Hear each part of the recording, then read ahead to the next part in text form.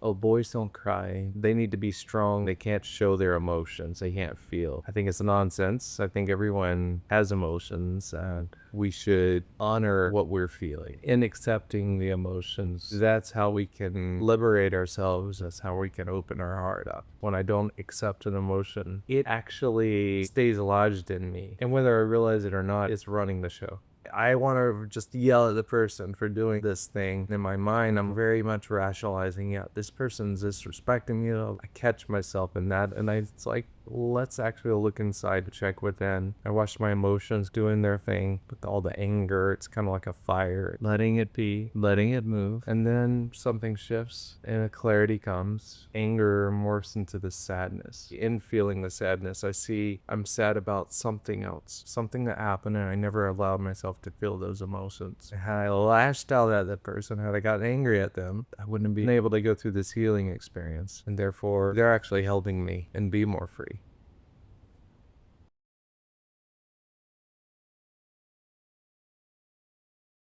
All right. All right. Hi, Gabriel. How's it Give going? me a hug first. Certainly. It's always the first hug time. Questions? Of course. Thank you to be on the podcast. Yeah. Happy to be a part of it. So today we have the beautiful Gabriel, who is a lead developer at Amrita University. Yeah, That's at correct. Amity Labs, which is a research lab in Amrita University. And yes, so we had already a few conversations with him. Not too many though, but we have mutual friends and mutual connections, and the vibe was just right. And then I got reminded from another mutual friend of ours that he would be very willing to be on the show as well. I'm like, yes, Definitely. let's do it. So Great. I'm very happy that you found the time. This place is absolutely beautiful. Yeah. Staying right now. Thank you. So I feel very, very honored to have like in a very cool room with beautiful lighting, beautiful furniture. Also your technical skills to Yeah. assist me as well. Yeah, he's mentioning that I have 4 years of video production training. I've made a few short films, different things along those lines. So we were both setting up these cameras together and getting everything, lighting right and all that. Would you tell briefly what your line of work is and what you exactly? Yeah. So as the lead developer, we're building simulations. It could be like a virtual reality simulation. Some of the previous projects we finished up is installing like a solar panel installation simulators. So teaching people how to actually wire their house up and put panels on their roof and wire everything together. And it's going to be for, in the country of India, there's a lack of a lot of vocational education, which this is going to really supplement a lot of that for that general population. And it allows for easy access to this sort of technology because not everybody has access to really good vocational education, or the vocational schools, they're also limited in what equipment they have available to teach. Also allows people to make a lot of mistakes, because if you make a mistake and hook something in wrong on a solar panel, you're gonna fry some things and see some explosions, whatnot. So it's better to have a virtual explosion than a real explosion. A safe space to explore. Yeah, exactly. So it's actually very interesting because now you're the first person on this show who is a tech guy. Yeah. Because the other people so far, they're more into healing and therapy.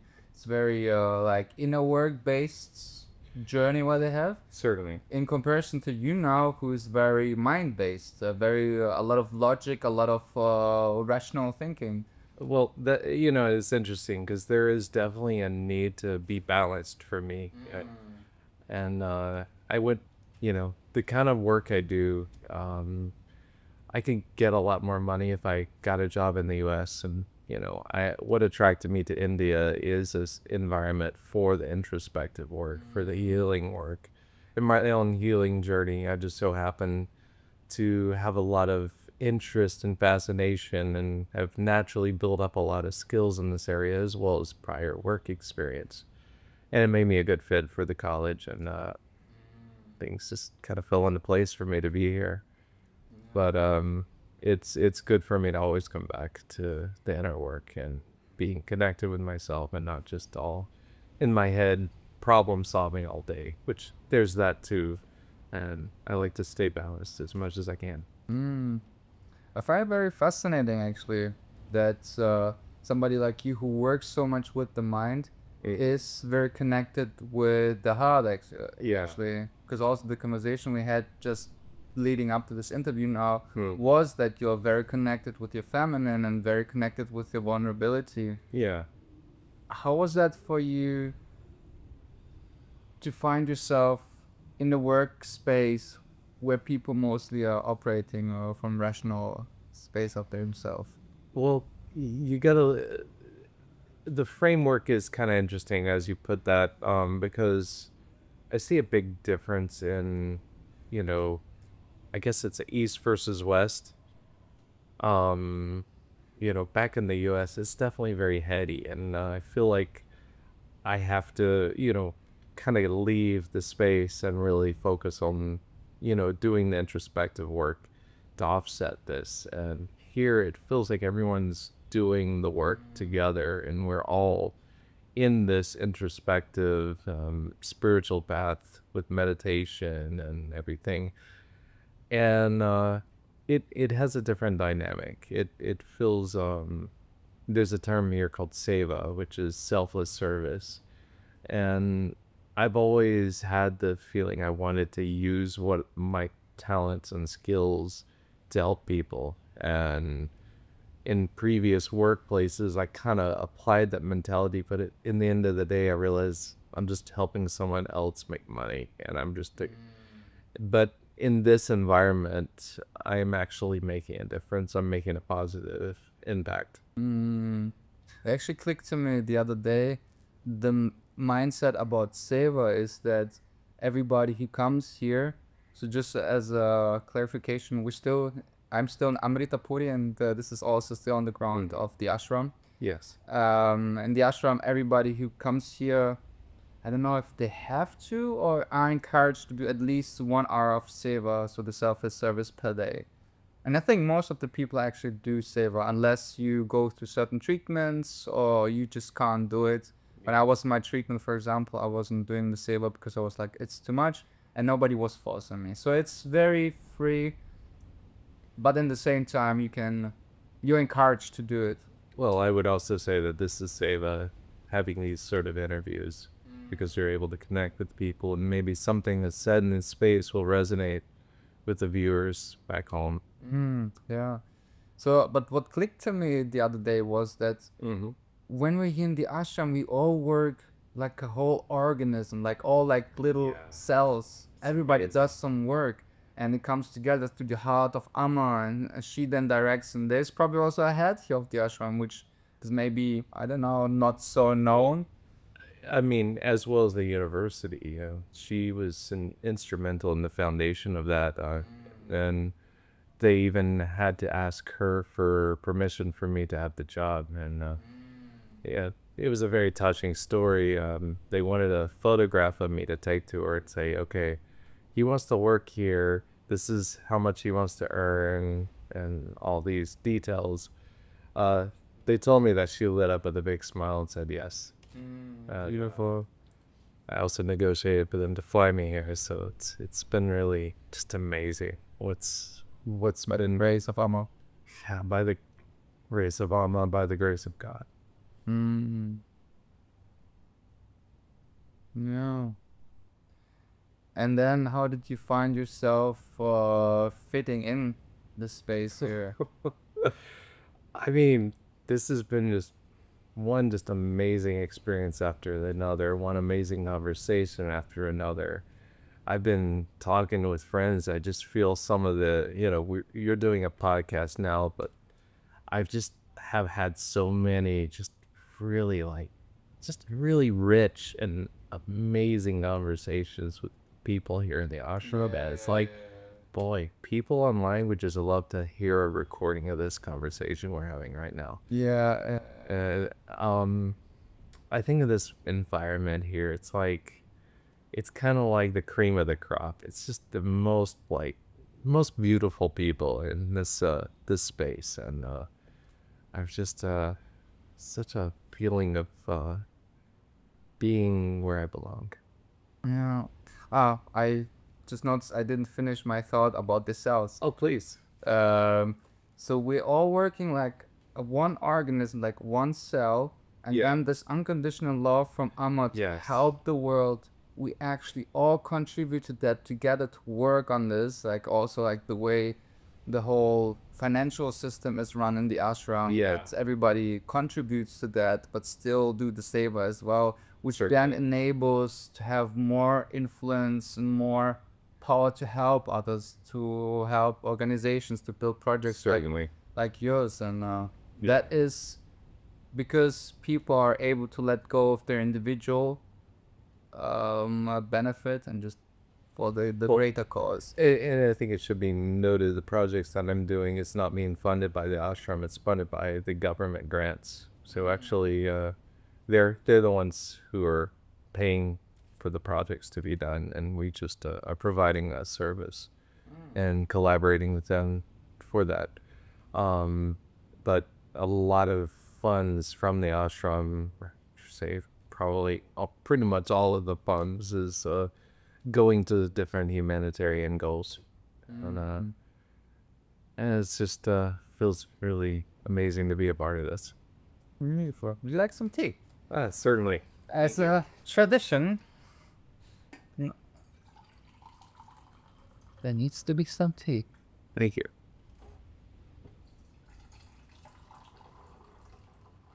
Oh, and I marked my cup the other day with nail polish. All right. Or custom designed cups. Nice and Indian pink. Yeah. Which I find interesting. In India, pink is not looked at as a feminine color. It's a very Western, I suppose. I don't know how it is in Germany. If it's Yeah, pink is Yeah. mostly for girls. yeah, Blue is Yeah. for boys. yeah, that's like Right. in the U.S. too. So I guess it's more of a European idea.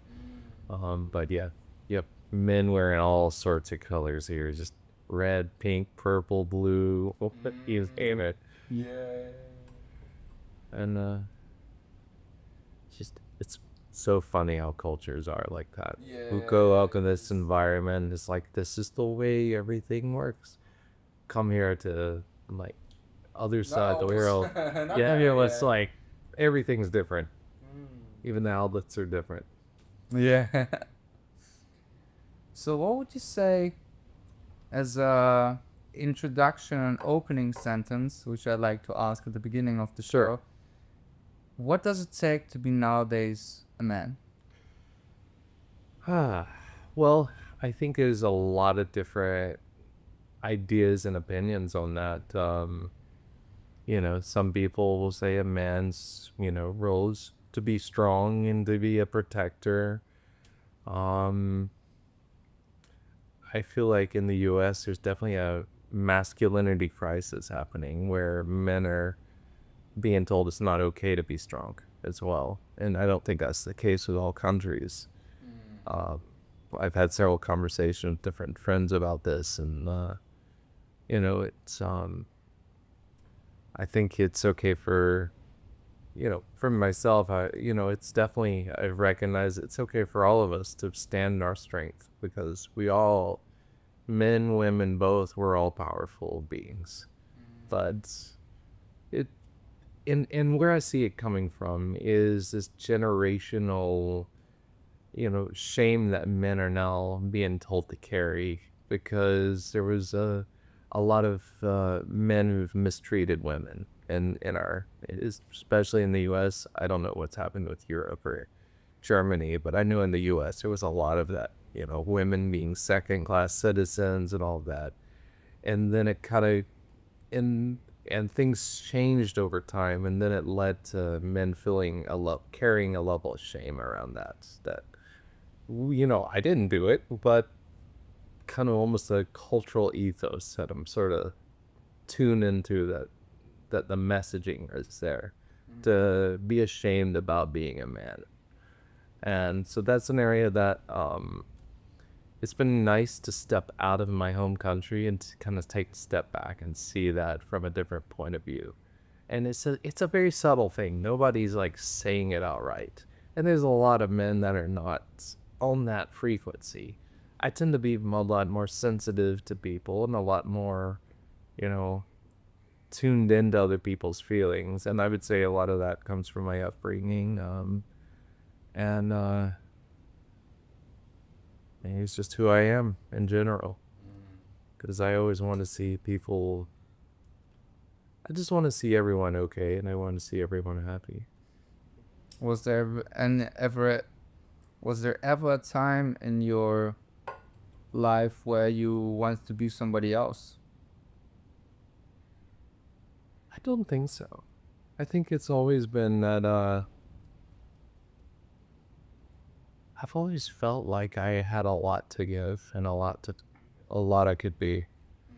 And I would attribute that to my upbringing, because I was always encouraged to explore. And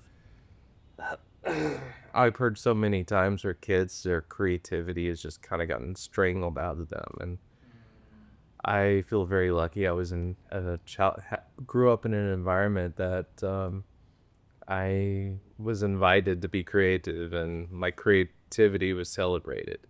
You know, Right. and I had parents that grew up in a really rough environment, that they went through a lot of abuse and everything, and they went from like, we don't want to be like our parents, and we're going to be something different. And for the most part, I'd say they succeeded. And of course, they carried a lot of the wounding and a lot of scars from that upbringing with them.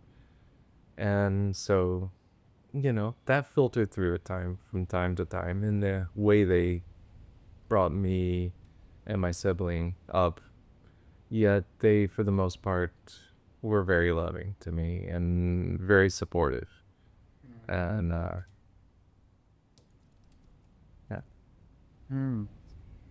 So would you say that you're naturally very connected to your heart? You know, I would say yes, and it's not always been the case. I've had spells and times in my life where I was definitely got, a point where I was very hyper analytical. And I've had to go through a lot to kind of get me back. Younger me was very connected to his heart. And then getting into the, teenage years and everything, I got very hyper analytical and a lot less in my heart, and very cut off from my heart. And as I've matured and grown older, and a lot of it is with my sadhana and with my spiritual work that I've done, is really made some major shifts in my life, and really changed me and defined the path I'm on. Hmm. What does it even mean for you to be connected to the heart? How do you feel it in your body? Do you feel certain sensations, or what does it mean, or how does it feel for you?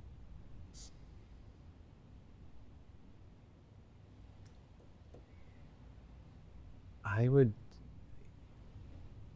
I mean, what I would say, first thing that comes to my mind is just joy. I just get to have fun with life. And I find myself just in gratitude. Just every day it's just amazing what's happening around me, and the kind of people I meet, the kind of experiences I get to have. It's I would say another aspect is definitely my own my own creative expression. We all have that creativity in me, whether we realize it or not, I believe. And and even the work I get into, it wasn't ever motivated by just being a programmer. I was interested in making making things and making really interesting things. I like to think of myself as as a technical artist oftentimes, because it's that I can see something in my head, and with the training I've had and with the knowledge that I've gotten and with the education I've been through, I can take what's in here and then manifest it out here through technology. So you work with technology as a tool to express whatever is Yes. within you. Be it a movie or a video game. And I have a whole interest in the area of video games and designing them and making stories that are not just simply like mindless entertainment. I want to tell people things. I want to communicate things through my art, through my creativity. Is there a certain subject which you like to go into in those expressions? Well, I have many. I mean, I think a big, very important one is to recognize that we're good enough as we are. Because if we can get very conditionally programmed, oh yeah, I'm not good enough, I can't do it right, blah, blah, blah. And it's these thoughts that circle in our heads. Sloop. Yeah. We can lose ourselves. Or we can lose ourselves. And I want to inspire people. And, there are people out here who might be watching, and you may be going through a difficult time. And gosh, have I gone through some difficult times in my life. And yet, I stayed steady. I stayed on the path, and things changed. There's a saying, and it's a Buddhist saying, this too shall pass. And we get to say it and we could think it and be very intellectual about it. But the fact is, everything's changing all the time. Nothing is permanent. Not an emotion, not a spell of depression. And once we recognize that,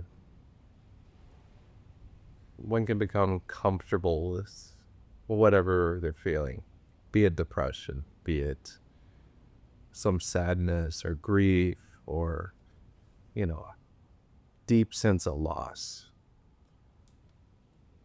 The key is to accept that first and foremost and be kind to oneself when they feel it and recognize it's okay to feel it. Because and I believe, you were alluding to earlier about the idea of, some of the forms of masculinity being, at least some cultural ideas around masculinity could be like, oh, boys don't cry. Boys are they need to be strong for everything. They can't show their emotions. They can't feel. I think it's nonsense. I think everyone has emotions, and we should honor what we're feeling.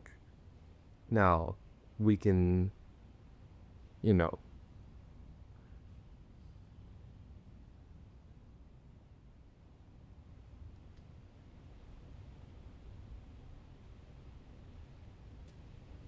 in accepting the emotions,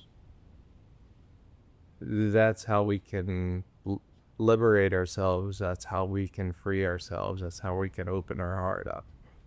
Because when we, I found this early on, which is so interesting, is when I don't accept an emotion,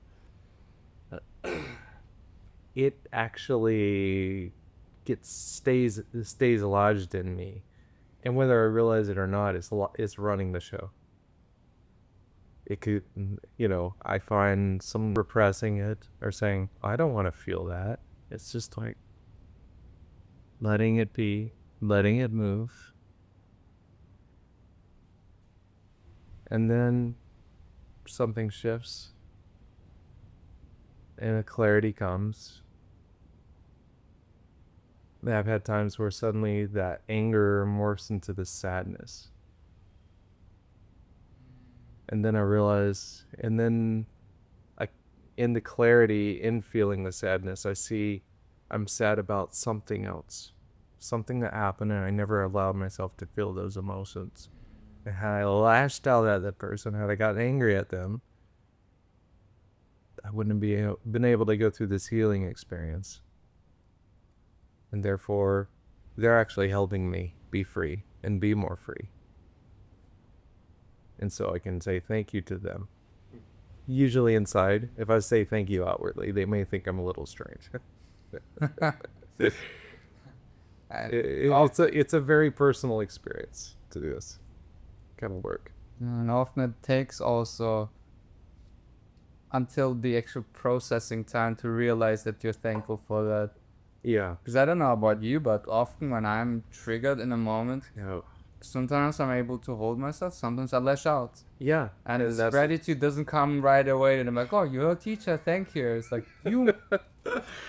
Absolutely. This is not something that's just going to happen overnight. Like, this is, I think really important is establishing a meditation practice to be able to at least set the groundwork and the structure and foundation to be able to do this type of work. Because without that foundation and this, like, okay, I don't meditate, well, now this happens, and now I've got to somehow catch myself, and like, it's probably not going to happen. Probably I'm just going to lash out in anger at this person. Right, you need that space in silence to go inward to be like, yeah. Okay, and what happened? Yes, and it's interesting too. And one of the interesting areas I found is the whole concept of neuroplasticity. If you're familiar with that, how we whatever we do, it actually rewires our brains, and that's how we. And I like to think about programming, because one thing in programming, we have this thing called a subroutine where we write a bunch of code, and then we can call this one line of code, and it runs all of that code. And I think our brains kind of work the same way, except it's very automatic. If I keep, let's say,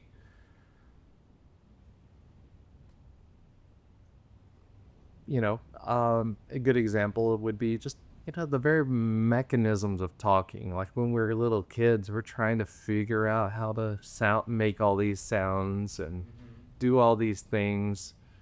And I see even with people like Indians here, there's sounds that we make in English. They don't even know how to make it with their mouth. There's someone I'm mentoring right now and teaching him English. It's such a joy watching him trying to figure this out. And I'm like, and I'm like, okay, say jump. And it's like jump. It's fascinating, isn't it? Yeah. When the things that you take for granted, you just deconstruct them like, oh, it's... Yeah, which is, what we would call a habit. But yeah, there are things that serve us and things that may not serve us that we do. And that has to do with the neuroplasticity. We repeat this thing over and over. And like right now, there's all these complex ways that form my mouth, form different mouth positions to make different sounds and different syllables. And then there's this vast amount of words and English words that I can pull from and string into sentences. And it happens without me even having to think and analyze. It's just happens. And that's how our brain works. It builds those pathways. And then it can happen automatically almost. And that's how meditation works. That's why we call it a practice. We're practicing being more present and more inwardly focused and more aware of even what our thoughts are doing. Because our thoughts are just always running, unless maybe you're someone like Alma who has really gone that deep. And there are people who go that deep. And my mentor of many years, who Alma was his teacher, went that deep. And I've had tastes of what it is to go that deep as well. And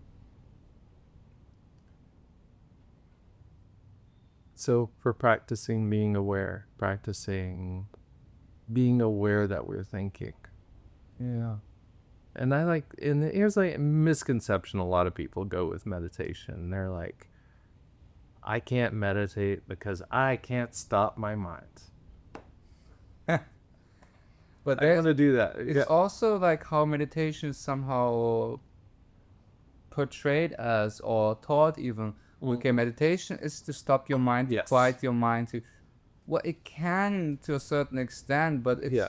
it's not to have no thoughts. It's not to just feel happy. It's a bit actually just more the awareness of what's going on, and Yes. with the awareness, the stillness will follow. It's like a byproduct of the whole thing. Correct. And I remember when I started meditating, I was so upset that my mind is constantly talking like, oh, I'm meditating now for. And I did this 30 days meditation challenge for 30 minutes in the morning Yeah. and 30 minutes in the evening. The first thing I do in the morning and the last thing I do Yeah. before going to bed. And then there was this guy I found on YouTube. His name is Dandapani, and he talks about the unwavering focus Yeah. and how to actually focus and what focus actually is. Yeah. And I really understood that it's really just like going to the gym, and I just practice getting that in it. Whenever your awareness goes off, bring it back. When it drifts off, just bring it back. And Yeah. just see it as a practice. Like for half an hour, you just try to bring your awareness in front of you. Yeah. And it goes off, okay, bring it back. Don't judge it, don't blame it. Exactly. Bring it back. It's a very gentle process. yeah. It's subtly gentle in a way that it's hard to even put into words unless one has actually experienced it for themselves. You know, it's like almost like moving a feather. When the feather wants to wave around, and you gotta kind of just gently, like, okay, we're gonna be right there. Yeah. You can. I mean, you can, but it doesn't work to be harsh to your mind. Yeah. If you're being harsh, It creates some more thoughts. yeah. Um. If you shut down your mind's over. What are you doing? Yeah. Exactly. You don't like me anymore? I'm trying to help you. Well, the best one of my favorite analogies with what you're talking about is letting like you have a lake and you're trying to get the lake to be still. Okay, let's see. One method, we can go in and try to smooth all the ripples on the surface of the water out. You know, what is that gonna do, right? It's really, we have the habit of putting our hands in the lake. It's learning how to keep our hands at bay and keep our hands to ourselves. And each time the habit comes back of wanting to swish around the water, we go, oh, let's get back here. And oftentimes having another focus. It's like, I find there's a difference of not doing something and replacing something with something else. And replacing something with something else is way more powerful than just saying this, don't do that. Yeah. Because what fills the gap with that absence? You know, if one is just like, let's just create a gap and not fill it with something else, that's much more difficult.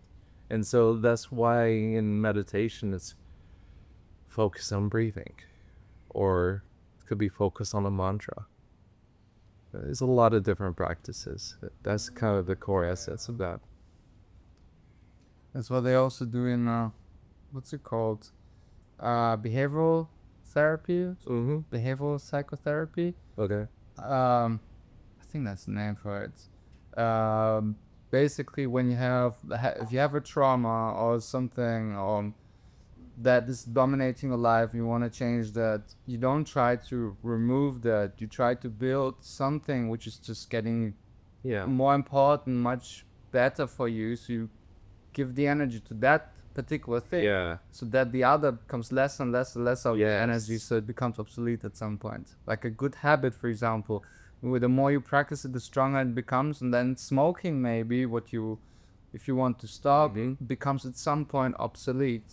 Yeah. And of course, you will draw back and go back in there again, and then you go back to good habits, because it's the wiring in your brain which needs to just reprogram with time. I mean, that's why they would go to like the chewing gum with nicotine, or the nicotine lozenges, or a nicotine patch, just like replacing it with a different thing that they may get into doing, but then they're slowly, like, the brain is pruning away those habits of grabbing the cigarette, Yeah.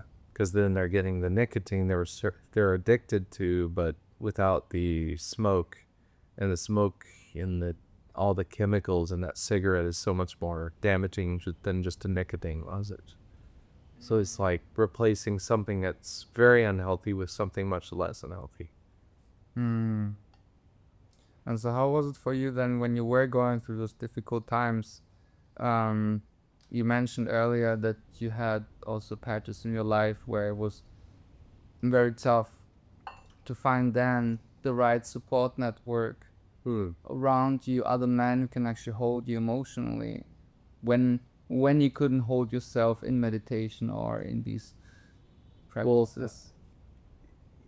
My mentor many years, he was definitely there for me in most of these situations where I could call him and talk to him, and I've really I think very fondly of some of the interactions we've had where he had just such a beautiful way of just saying something that would just go just kind of put me back into place.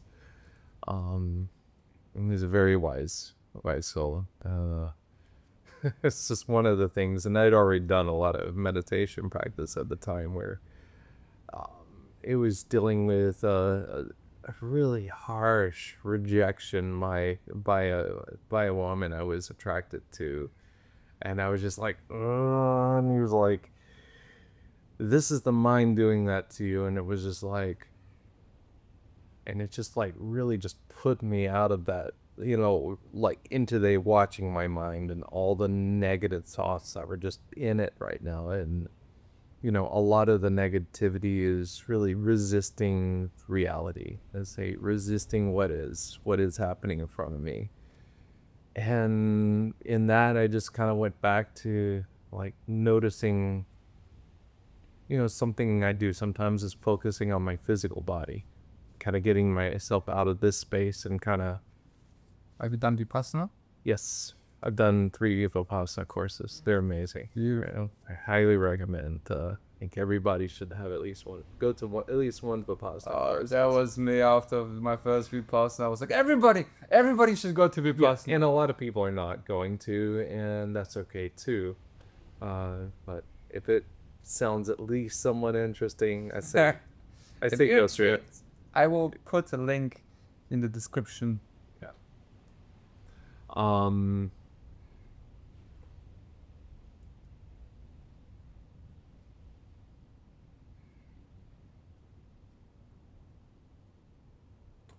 So in this situation, it was so fascinating because as soon as I made that shift from like being in this miserable mind state to being more in my body, it was like there was this subtle joy that I connected with that was just there. Mm-hmm. And it's really always there. And, there was definitely that feeling of being a little off balance, like something, like the rug got pulled out from under me. And I'm like, what is happening? Kind of feeling. And yet, when I took refuge from like out of my mind into just focusing on being like in my body, in my heart, there was a level of peace there. And the moment I'm back in thinking again, I'm miserable again. And it was such a funny thing to see. It was that this peace, this joy is there all the time. But as soon as I'm thinking and analyzing and resisting and wishing things were different, I'm miserable again. And to be able to kind of see those two realms, it's amazing. Like, it's really amazing. And yet there's a fear too, because it's what I have invested my identity and my sense of self in is now in a place that is unstable and non-challenged to let that go, to let go of that identity that I'm investing myself in, and to be something that I don't know who I am. I don't know what I am. I don't know what my life is now. And to be okay with that. And somehow paradoxically there's a peace in that, which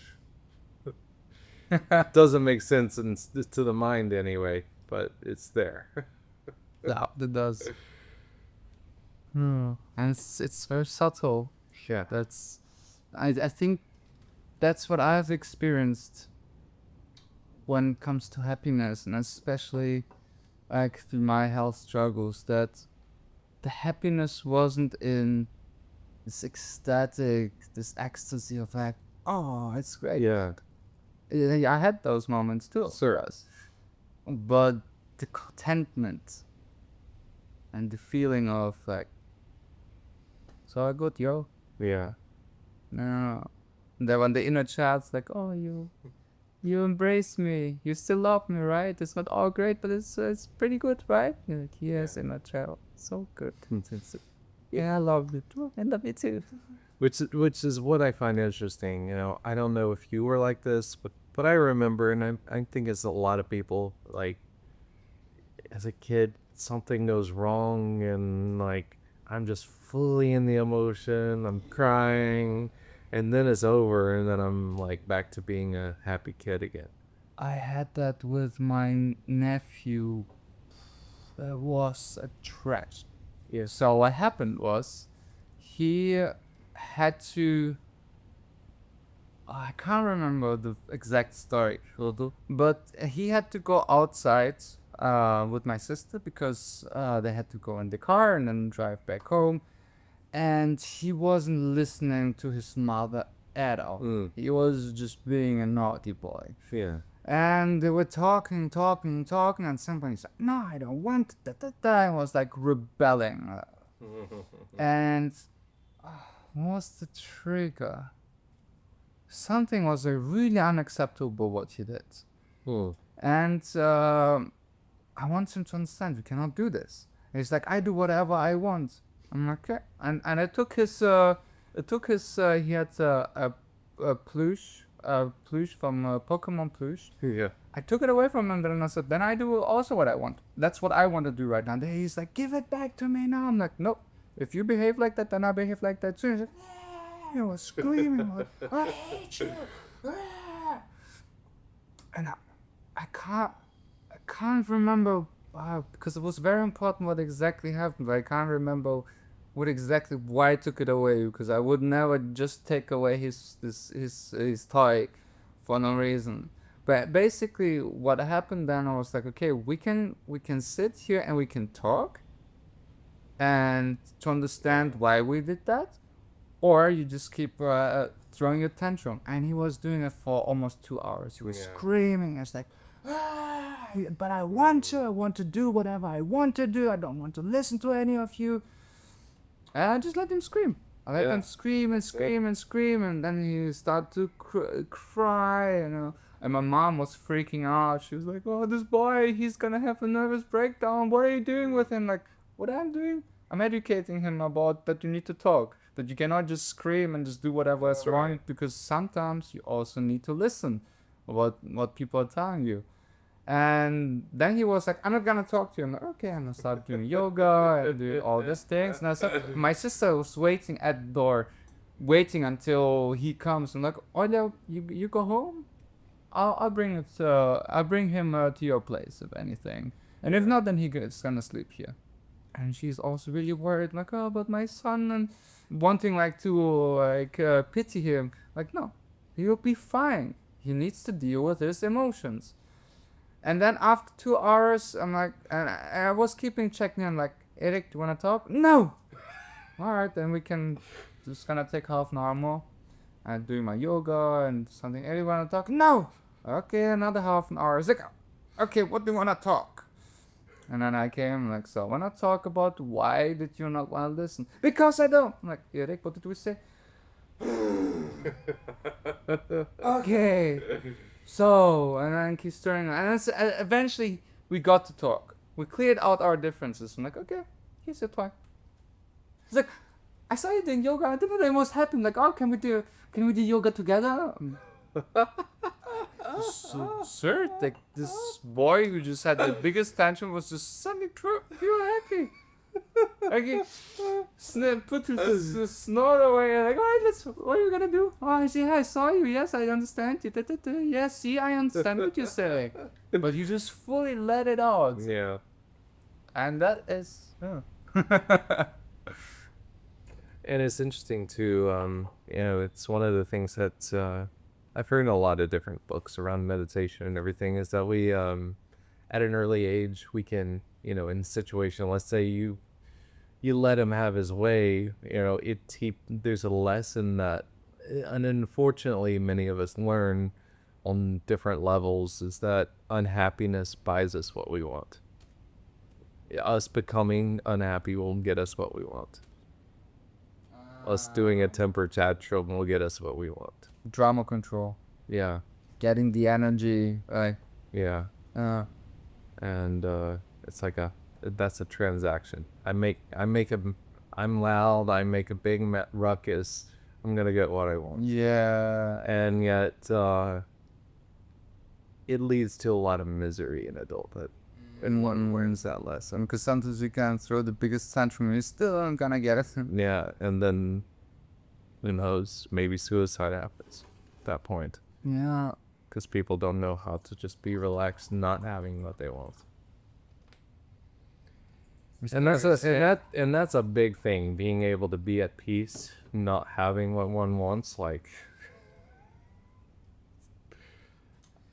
isn't there a little bit something about this era of entrepreneurship where it's like you can get whatever you want, you Yeah. just need to be focused, you just need to do, and then eventually you'll get it. Could that also be in some ways also a bit toxic? yes, for sure. There's like a place for some of that. We can't just discard. Like, course. let's say, don't throw the baby out with the bathwater. Yeah, no. It's good to be focused and Good to like, be focused, determination, good to don't be quit. determined. Yeah. It's good to know when something is not working and let it go. Because if one doesn't let it go, for one thing, is creating misery for themselves and for other people, and two, potentially pursuing a fruitless journey. Because often, why do we, if we're not aware of why we were on certain things, Yeah. back in my days when I was younger, I really wanted to be successful, but I didn't realize at that time that why I want to do that because I felt unloved. I wanted right. love. And that would be the other thing too. It's good to recognize, why does one want this? Does one want this new flashy car because everyone's gonna think they're the best and most amazing person if they have it? Well, maybe think about why your friends don't think of you right now like that, or why you're even spending time with people like that. Yeah. Because And nothing wrong with a Bugatti or Lamborghini. They're amazing cars, right? If you just Absolutely. take it for what they are. Amazingly done with so much precision, so much detail. but But they're just cars. they're just cars. Exactly. Yeah. I mean, everything is here for a reason, and Yeah. person who created this Bugatti or Lamborghini, like, there was someone who was inspired who made that. And it came from someone's inspiration. Maybe it's And so somewhere very deep. yeah, and so that was someone's heart truth to make this beautiful car. And so we can appreciate that. Maybe something lines up or someone gets it, but don't get it because you're wanting to impress others or want to get the love of others. It's a way to purchase that. Because, and recognize that what we really want is just the love of others and to be able to have a loving connection with others. And I've also done this. Are you familiar with Byron Katie? No. Okay, so she has what they call the work. It's a way to approach thoughts, asking, and highly recommend the people online, if this sounds interesting to them, to look it up. She has a lot of videos on YouTube.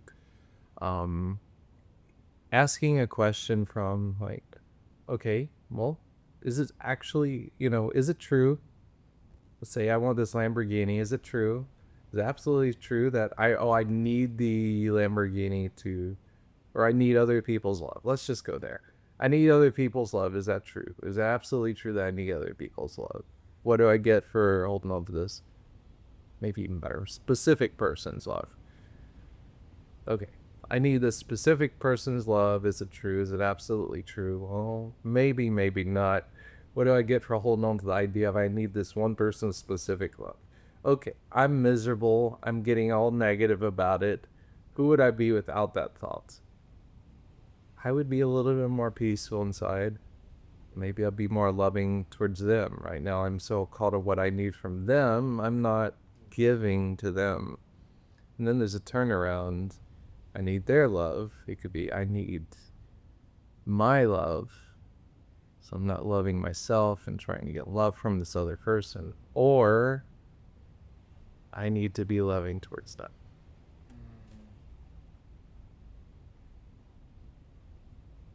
Because what we get, we get. We are just purely loving others. We're going to be. The universe is a mirror. It mirrors back love when we're showing love. When we're showing love to ourselves as well as others. Mm-hmm.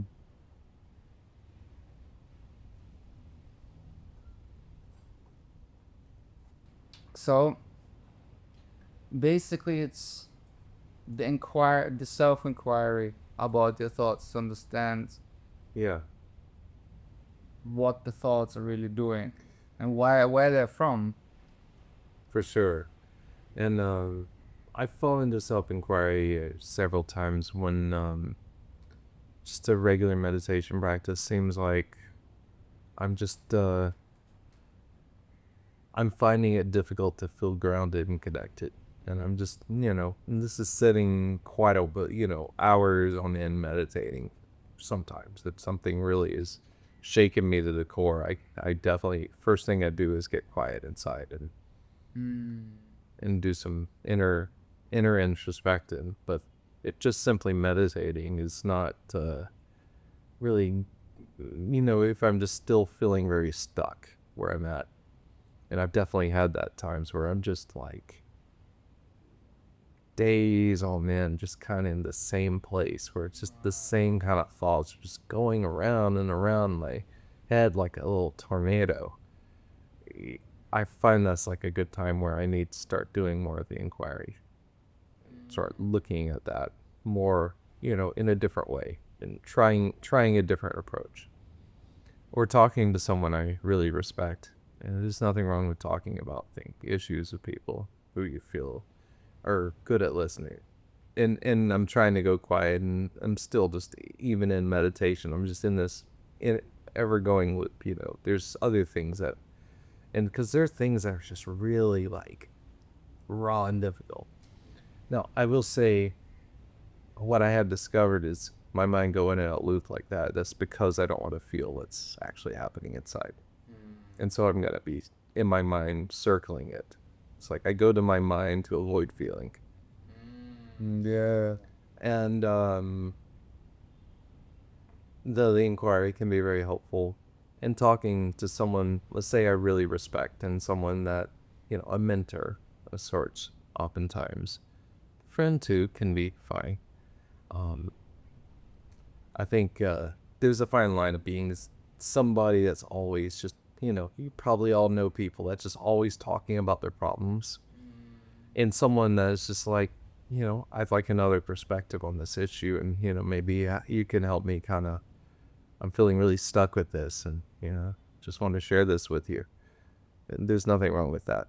But as long as one's not just getting in the habit of just always talking about their problems and what's wrong. There's somehow like this Yeah. addiction which you can fall. There can be an addiction. From this to vent and to vent and to vent, and Yeah. maybe to vent with another person who also vents, and you both feel sad about each other's problems. It's an addiction to negativity. And there's such a fine line between those two areas. Yeah, Addiction to negativity is like, I'm saying, it's like one defines themselves by their own negativity. And once one makes that part of their identity, it gets very sticky to break out of that illusion. Hmm. And I mean, a lot has to do how we define ourselves is in our upbringing, like in our teenage years. Sure. What we think of ourselves, how we deal with rejection, how we deal Oh yeah. with emotions. For boys, it's a lot about other girls. Like if you are heterosexual, um, but I guess not just boys and girls. It's just even boys and boys, and a lot has to do with the sexuality, Sure. how you deal with these problems, and if you don't really have a beautiful neutral ground to dissect these feelings, like what do I feel, Yeah. how do I go about that, have other healthy masculine male figures Certainly. assist you on that path, and not to be like, yeah, but Right. Oh, just shut up, and don't be a wussy about how you feel, and. so many more women out there, just find the new one, don't worry about it. Yeah, exactly. Be dismissive of one's own emotions. It's like but that's someone who else hasn't learned how to deal with their own emotions. That's just generational. One learned that growing up, and they pass that on to their next generation. How was it for you amongst friends? I did have a lot of friends growing up. I had a few. Um, I mostly family. I was homeschooled when I was younger. When I went to high school, I had a few friends. High school was very awkward. It was a number of reasons. It felt awkward. Well, we can get into this now. It was a very defining thing. Kind of got me to where I'm at now. I had a very spontaneous spiritual awakening at age 15. Oh wow. So this kind of started where I was. Well, continue with the high school thing first before I get into that. We're in high school, I was, I had touched something so deep that I didn't feel like I could relate to anybody in my high school. And it was a very isolating time for me. And it was just like, and I just saw everyone just kind of in their life and oblivious to this thing that I touched. And it's been really beautiful since then, finding many other people who know who have touched this place. And at the same time too, I was also had not fully integrated what I experienced. I like touched it and kind of fell back out of it, and I wanted to go back there, but I didn't know how to really reconnect to what I had touched. So that was a very challenging time for me. Was there any particular trigger that? Yeah. So, Yeah. what happened? I think it was definitely a slow kind of burn of kind of bringing me into this, kind of up to the last few years, up to this happening. There was definitely a lot of moments where I just felt like there was something else. There was another force in my life that was guiding me. It's the way I would put it.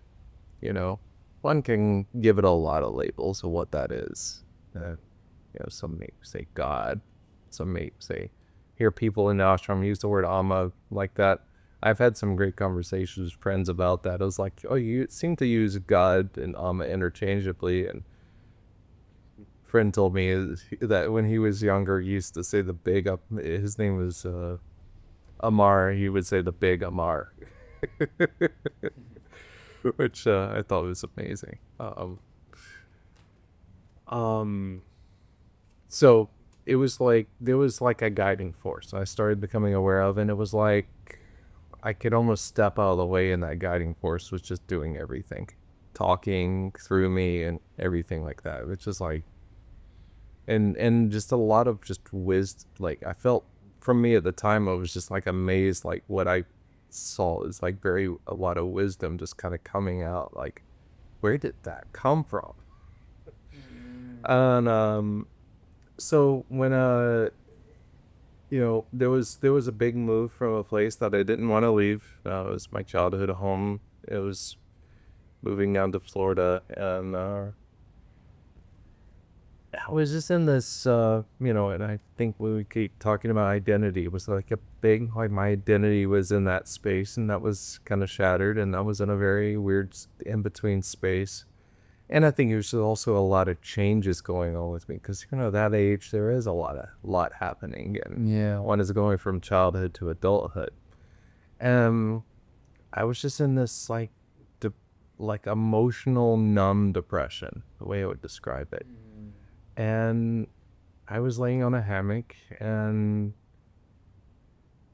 then I was just kind of like, there was that feeling that, I can share there's this for this force that I keep feeling, this guiding force that and it was like, maybe I'm so depressed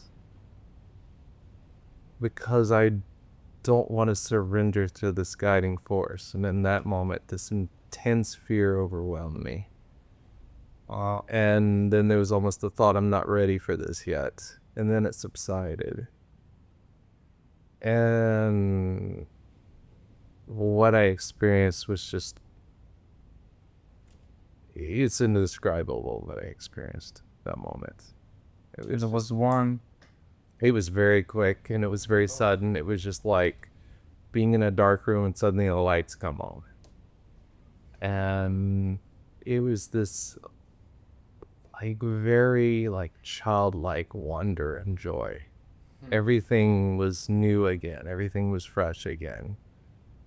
I looked at everything as if I were looking at it for the first time, as if I had never seen it before. Wow. And yeah, I felt like a little giddy child. Like it was just like so much joy, so much. It was just a very pure experience. And I saw everything that, like this identity that I was holding on to, and it was like, it was like an armor that I had been wearing, and I had taken the armor off. And I was just like, wow. And I think I just said to myself from this moment forward, I'll only go where the wind takes me. That was just like the thing that came to me. Because I felt that just guiding force, and I'm just going to listen to that and move with that, and it's going to show me exactly where to go next. And then the mind ego came back, and like, all right, I'm back. And Sorry, what did I miss? yeah, so it was like the lights kind of dim back down again, and then I'm like, I want to go back there. I want this. And that was like, but yet in that wanting that's actually counterintuitive, because to want something that I'm already have and I already am is taking me away from it. So that was a big thing. In next few years, it was like, trying, like, I remember one time figuring out I can get my mind to go blank and kind of touch that place again just by like, okay, my body doesn't physically, my breathing and physical body doesn't like this.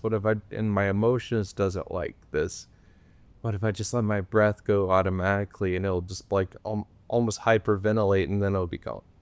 And just these things I'm like, can't believe I figured out at that age.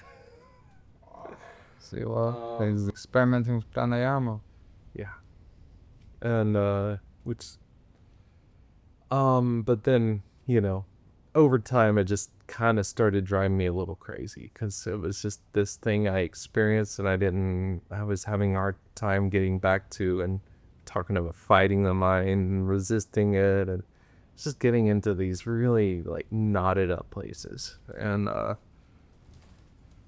then, I, started going to this place called a Unity Church. You ever heard of Unity? They're like, think of this mystical Christianity. They're kind of like what Christianity, like at this essence, really is. Right. It's that, it's this. They sell Eckhart Tolle books.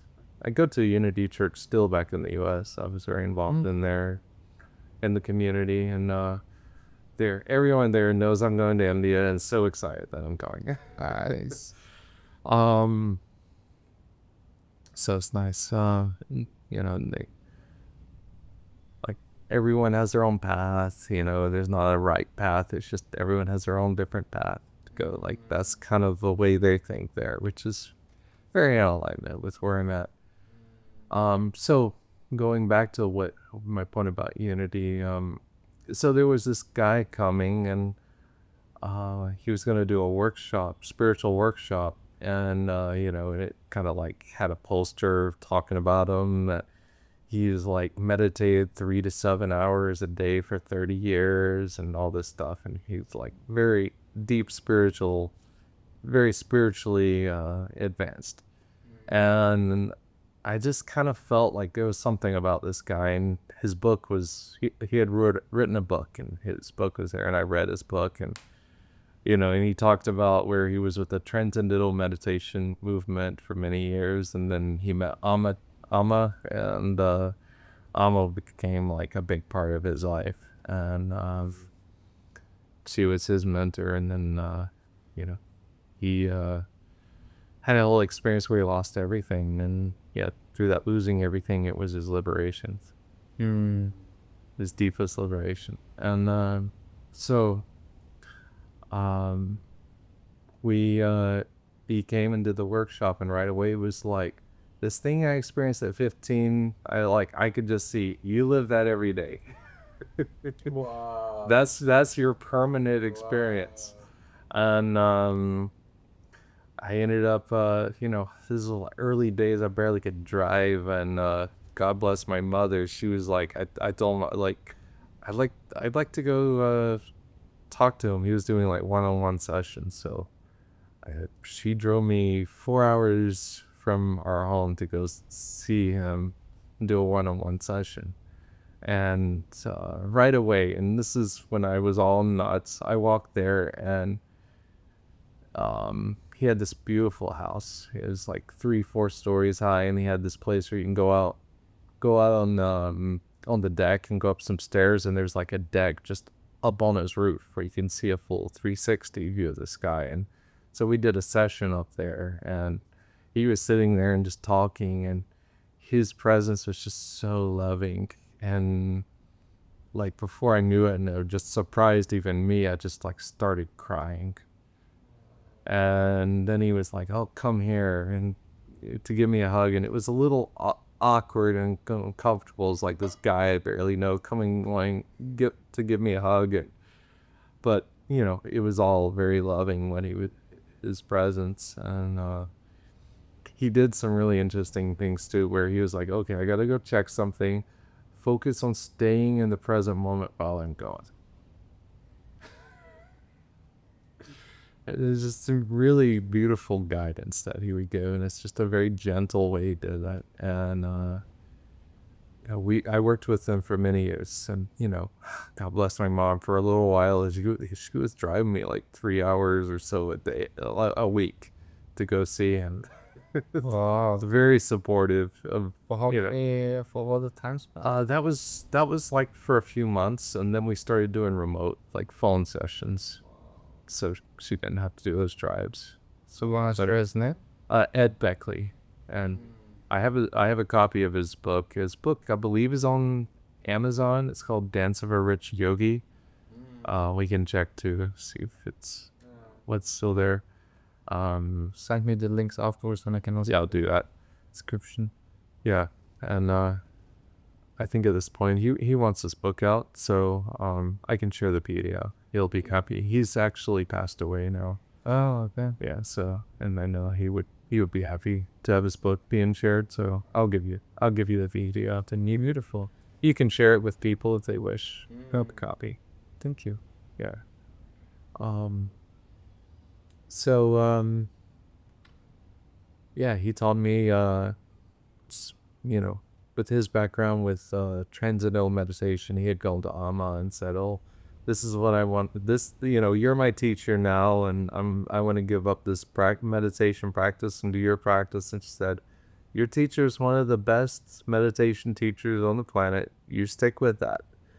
And so he stayed with the transcendental meditation practice, and then he taught me that practice. And so people ask me sometimes if I do, you know, Amma's meditation practice, and I explain that to them, that I stuck with this because I worked with them like 20 years. Yeah. Yeah, there was a lot, and there was a lot of gaps in between. It wasn't full 20 years. What So, do they say in programming? And what change your working systems? yeah, exactly. And it was only like couple of years at work. It was just I was like a very different person from where I started seeing him. Because at that point I was very confused and mixed up, and there was a lot going on. I was kind of like just a bundle of stress. Would you like to explain just briefly knowing what transcendental meditation is? Okay, so it's with a mantra and slowly repeating it over and over. And the way he describes it is not just speaking it or even forcing it, just being relaxed and letting a gentle impulse come, and then let the gentle impulse guide me into the meditation with the mantra. It's very beautiful, and it's taken me very deep. Hmm. And then there's other parts. He has some breathing techniques I do that before I meditate. I do it. It's just to really ground me more. And then this another party we added on. It's called the sutras. Yeah. I'm not gonna get into it much now, but yeah, it's a little bit more of an advanced technique, and I feel like it's something that people should be given by a teacher, and not just simply told about casual terms. Okay, I see. Yeah, I might tell you outside of it, but just for the viewers, I feel like it's not appropriate to talk about it right now. Hmm.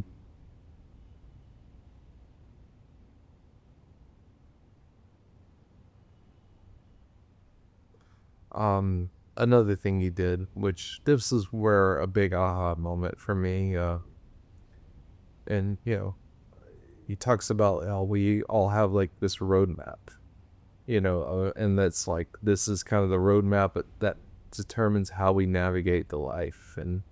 And so let's say if I think I'm not successful, I get distracted all the time. Just that belief about myself is going to keep me in that. Um, so this is kind of early on in talking with him, and this was really just shifted a lot.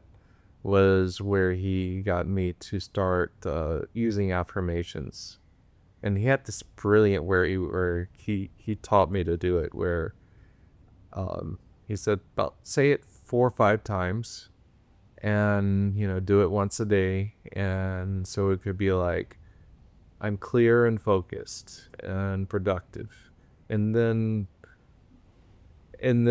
wait 15 seconds, like try to let it go, and then say it again, and then let it go, and then say it again. And in my early when I was experiencing that, it's just like I really got to see like all of that, like what was happening inside. It brought a lot of awareness, just this practice, where there's so much resistance came up, and so much like I was saying the opposite of what I was thinking. And so everything in me was like, no, you're this way. No, that's not true. And to witness that, it was just like, holy shit. Might want to bleep that out. Um, and it was very intense, like just what I felt like just denying what my mind was saying and saying this is actually true. Um, it was just like emotionally, it was just like almost like crawling with anxiety. Like just to it was like slaying a dragon almost. And over time I got more and more comfortable sitting in discomfort, and that was a big part of my practice too, with like I just didn't want to accept my discomfort. I wanted to resist it and to be different than what it was, and to be able to just sit there and be, I don't feel good, and that's okay, and I'm gonna sit with this and just be in the discomfort, be in the tension that I'm currently feeling, and then that allowing it to be. It was like, think of like it being ice and it started becoming liquid and started actually moving, shifting. And that can sometimes take days, Yeah. months, Oh, sure. if it's necessary. Consistency. Yeah. Oh, a few hours. But It's just the consistency. I mean, for me, I would meditate and it would just shift. And then afterwards, it would come back, and then I'd meditate and it would shift again. Then it would come back. It's like when I talk about those neural pathways, those neuroplasticity, how we get wired to be a certain way. I find that similar with relationships. When you have a Yes. breakup and then at the beginning just like comes full force, you really feel like, oh, I'm suffering. And then a couple of days later it comes back, oh, I'm suffering. A couple of weeks later, Yeah. oh, I'm suffering. But oh, I actually have it wasn't fully with a breakup, but it was with a rejection. I have a poem I can read you at some point that came out of a rejection, a very intense rejection, where as I'm talking about, it was that deep discomfort, and I went, well, I know this, I've seen this before, I'm going to sit here and meditate in it.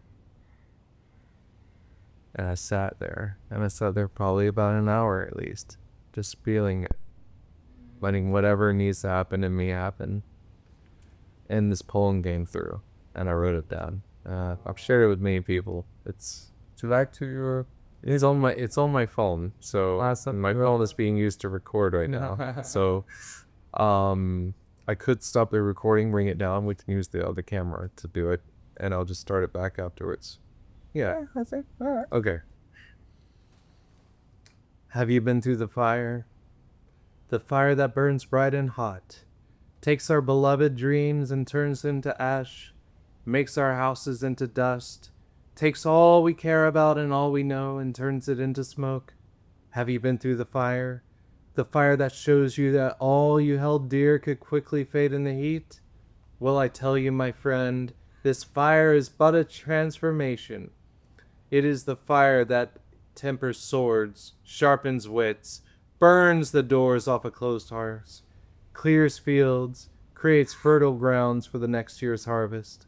It is through the fire that leads to all industry, ingenuity. All creation was born from the fire. Have you been through the fire? Has your heart broken as the soot fell from the skies onto your shoulders as you wept face to the floor? Memories of a majestic landscape. Oh, the air was so pure, flowers so vibrant, emerald green grass dancing in the wind. All charred embers smoldering across the scorched vista as far as the eye can see. Yet close those eyes and look within and recognize that nothing has truly changed, because nothing remains the same. Only that which no flame can touch will never be burned by the fire. Have you been through the fire? Has the fire opened your eyes? Have you been blessed by the fire? Has the fire kindled your search within? Has it finally shown you that you may not find true happiness in this world but within?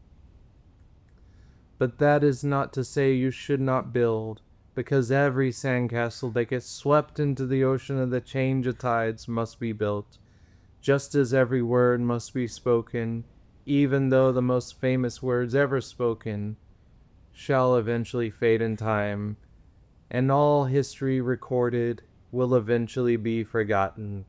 Just build for the sake of building, even though it will all be lost. and forgotten.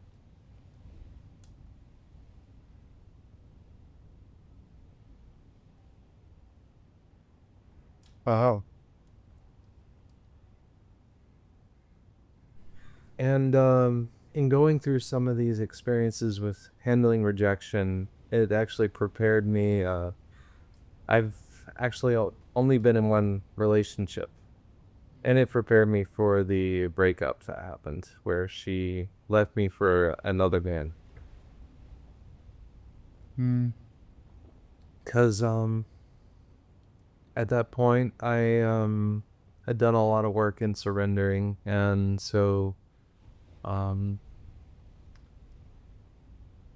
and things are a little rocky at that point anyway. But she told me, and well, first she was really terrified to tell me, and decided, oh, we're going on this like spiritual retreat. It's not a silent retreat like Vipassana, so we were hanging out and talking. She would wait till, a little ways into this retreat we were going to tell me she'd gotten together with another guy, and yet she said, "Oh, I need to, something I want to tell you. I'll tell you a little later." And in me, something stirred, and I knew, like, okay, I think she's probably gotten in another relationship, and it definitely shook me. It was like, oh, and so I ended up asking her point blank, like, are you in a relationship with someone else? And she said yes. And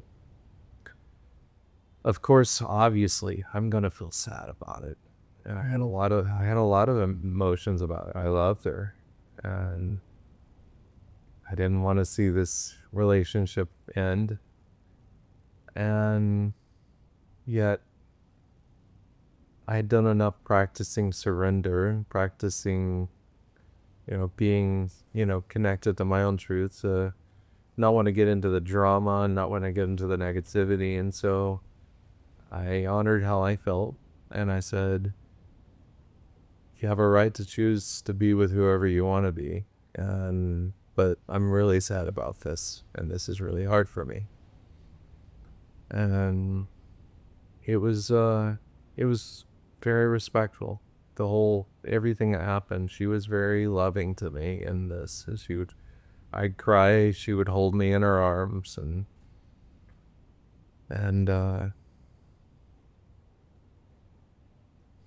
I'm glad I handled it the way I did. I felt like it was something that I grew through and she grew through. That I was able to be respectful and honor my emotions at the same time. Did you ever have a feeling or an impulse of hating her for that? Oh yeah, of course. There was definitely moments where things would come up, and yet, like I've learned to do with a lot of things, I would sit and meditate with it and connect with the pain I'm really feeling underneath, and not just get into the drama.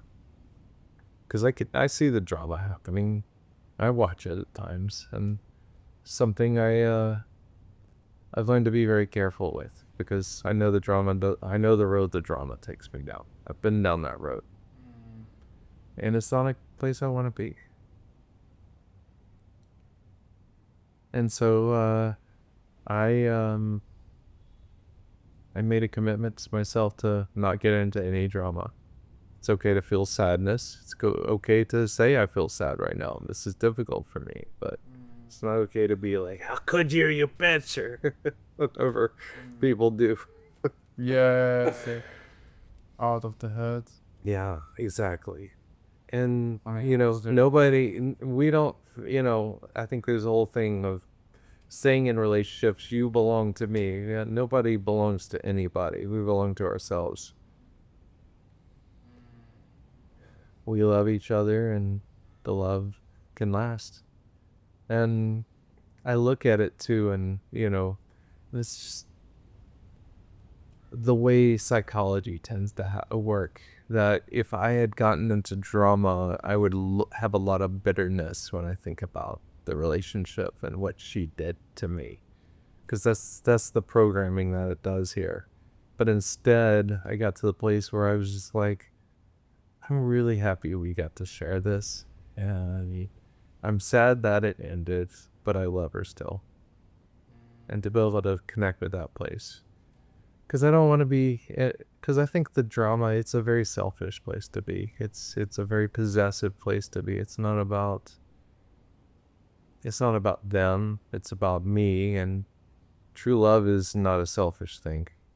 And to practice true love is to be able to actually love people for who they are and not for who I want them to be. So I focused on loving her for who she was. Somebody that wanted to be in a relationship with someone else and not me anymore. And to honor that. Which, of course, is a very emotional thing, and that's natural. It's natural to be emotional about that sort of thing. And it's okay to feel sadness. It's okay to feel a sense of grief, a sense of loss. And to honor that, and to honor their feelings at the same time. But that was something that came to you naturally. Or did you have to work on that? It came to me naturally because I had had so much other experiences that led up to that.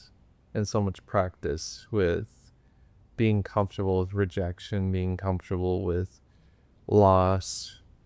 I mean, had I not have this meditation practice and all of these other things that, I built up over the years, I would just be in my mind, I would be in negativity, and it would just be a mess. And I would be depressed about it, and who knows? I don't even want to think, oh gosh, I don't want to think about who I would be right now if I had not had these practices to sustain me, to keep me afloat and keep my head above water. No. Which I feel very grateful for. And how was your family actually? Now, going a little bit off that topic which we were right now. Well, I thought you were going to talk about my family's reaction to her in the relationship, because they were more angry than I was.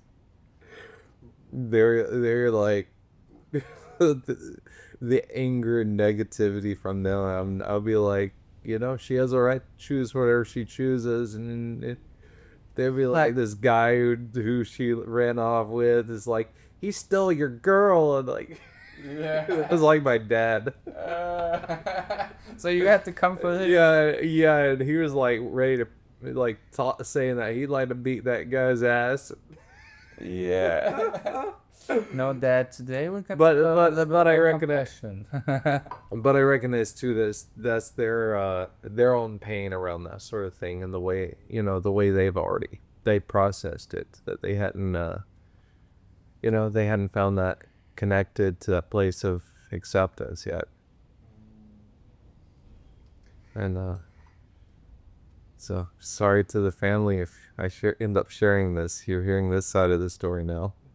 I think it's beautiful to hear the truth. It might not always go gentle down the throat, but the truth is truth. Yeah. And yes, what else?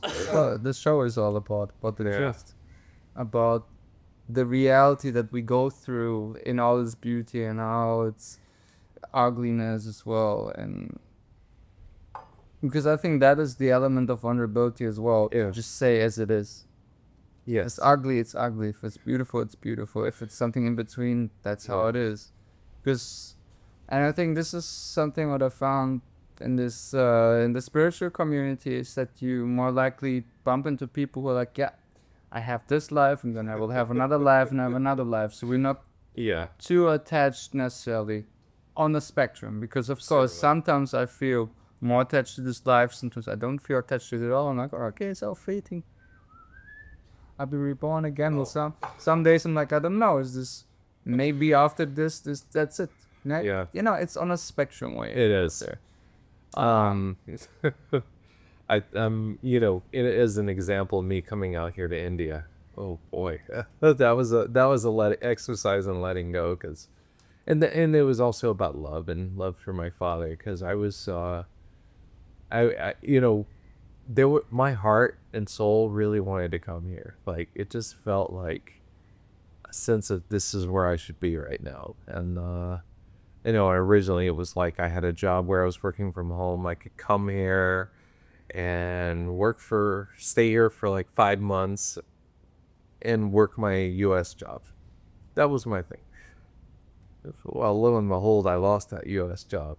They had this big grant, and the grant the people who gave the grant, it was a company, and they had a new CEO, and the CEO was like, yeah, this is like our previous CEO's pet project, and the economy is kind of going downhill right now and all that. So we're gonna put it into the grant.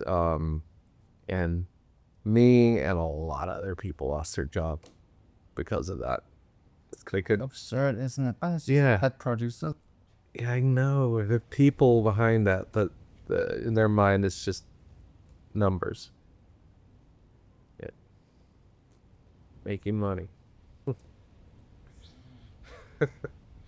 But in that around that time too, because I'd been here for a month prior, and um and around that time I was thinking like I'll work remotely, and my job was current place. My supervisor was worried, oh, India has power outages, the internet can be spotty, and sometimes we need you in person, so it's probably not a good idea to come out here for 5 months. Why don't you around Christmas time take a month off and come here instead? So I did that, and I ended up, you know, save as a thing to do. So I had the idea, and at the time I had a friend too working over at the Amachi Labs, and I was like, well, why don't I go do Seva there? And so I had the right connections, came, and ended up doing some teaching there. And it was so much fun, and then so much gratitude for what I had done, and really left a lasting impression. And What so are you teaching? it's the Unity engine. So Unity engine's one of the things I'm doing a lot with. It's C# programming with the Unity engine. Um, that allows for it started as a video game engine, and then it for like making video games and tools that are help people make it quicker and easier. And then it's shifted a lot to people make a lot of video games, so there's still, but in mobile games and everything, but there's also a lot of area for simulations. So I was teaching the Unity engine to them. They were making simulations with it. And well, I ended up getting a job offer, because the main programmer there, he decided to leave and go get his PhD. So left the vacancy, and so yeah. Okay, man. So then, yeah. So first I said no, though, because I'm thinking, oh, my father, his health is like not the best. He has like he was having an issue with one of his hips. He recently had hip surgery on the other hip, and was gonna have to have that one replaced. And I was feeling like I need to be here for him and all these other things. And I was talking to a friend, and they're like, well, you don't really know what support's gonna come into his life if you step out. And by this point too, I was unemployed for like 5 months, and it was miserable. Like, everyone else was getting like pissed off at me, and I was trying to get a job, getting nowhere, like machine gunning applications out, not get responses, or getting rejection letters, and it was just like everything was just like falling flat. And it kind of got to the point where things are just getting like too crazy, and I'm like, what am I really like? What is mine to do? And I got, I think I got to the point where it was like, honestly, going to India just felt so exciting because I've been wanting to go here for a long term anyway, and with my previous job. And so, but I was like, oh, I don't want to leave my father behind, who's having some health things and all that, and I'm not sure if it's gonna be enough money and all that. So I ended up calling and negotiating something that felt comfortable with, and around the time when I was planning to leave, my dad got into a relationship with just this amazing woman. He had been, my mom passed away at least 7 years ago, so he's been single in and out of relationships for a few years now. But this, like, right now they're talking about getting married. Like, she's great. And when he got his surgery, she's like, come over to my house, I will take care of you. And And that happened after you. after I finally like made the decision to come here, and it was like, universe is like, okay, well, here's support for him, he's good, you're good to go. Wow, it's beautiful. Yeah, they were a little mystified by my choice to come here, but you know I have no regrets. Life rewards those who dare. Wow. Yeah. Talk about Alma a little bit. Kind of my first meeting with her, because that was really, and I was still working with my mentor many years ago. Alma was his mentor, his teacher. I found out she was going to be in Atlanta from a friend, and we ended up driving up to go see her together. And right away, I was very much about, like, I was going through a phase all about self-discipline. So I was thinking and projecting out onto her, like, the self-discipline of hugging all these people. And I was in line to get that hug finally. And it was quite remarkable.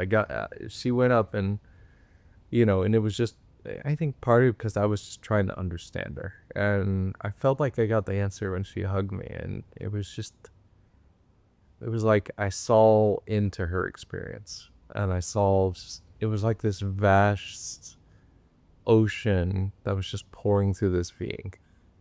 And yeah, this ocean of consciousness, this ocean of love that was just naturally pouring through her. And I went, afterwards, I was just like, no, not self-discipline. This is just the natural expression of who she is. And it was just so clear to me. And it hit me so hard, like, it was a few nights later, I woke up in the middle of the night, just tears in my eyes. So it was just like, oh my God. And immediately I started looking up places where she is in the US. Or while she was still on tour, I was like, I gotta spend more time with her before she leaves to India. Gotta do it. And so I had never been on a flight or anything, but I'm like looking up plane tickets and finding the cheapest flight I can get, like comparing flights from different locations. And I found one to Toronto, Canada for $400, and jumped on the airplane. And it was like where they had the retreats.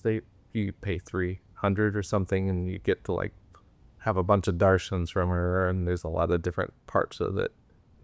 And what was so wild there? Bunch of people locally, because I'm involved in a lot of meditation and spiritual community where I live.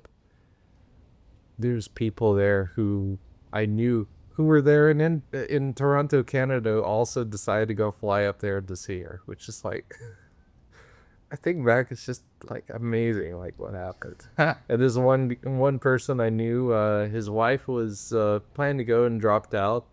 So and he had a sofa in his hotel room, pulls out into a couch, and so, hey, you can stay here for free and sleep on this sofa bed. So it's just, yeah, it's just amazing. And after he passed away, it was like, well, what's next? guess I hang out with Amma. After he passed away?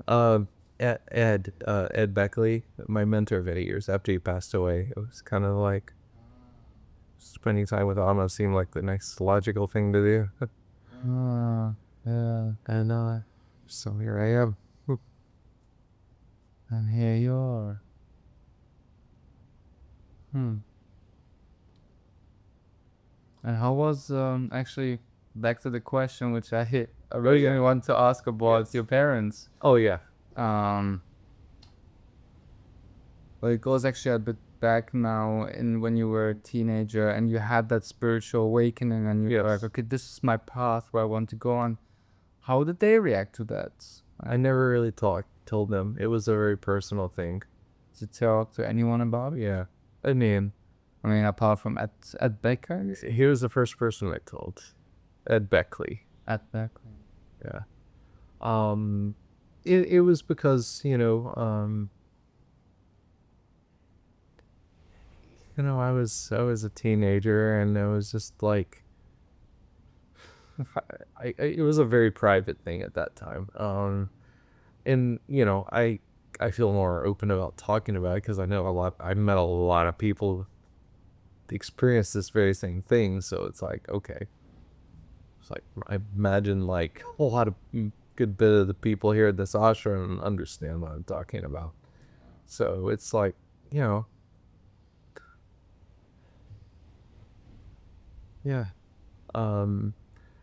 I think my mom, she always, I felt like she always kind of knew there was something up with me. And I actually found out later when I got older that my mom had touched some of these places too. But you never talked to her? I talked to her. I did talk to her when I was much older. Right. So, yeah, some things came up about it then. And she was like, yeah, she was talking about that place too. It's beautiful and normal, isn't it, when you talk to family or your mother even about spirituality? Well, my mom's always been very spiritual. And, more I open up about this, so I recognize my father's very spiritual too, and I just didn't quite understand it at the time. My father just he's great, and both my parents are. I feel very lucky to grow up in the family I grew up with, and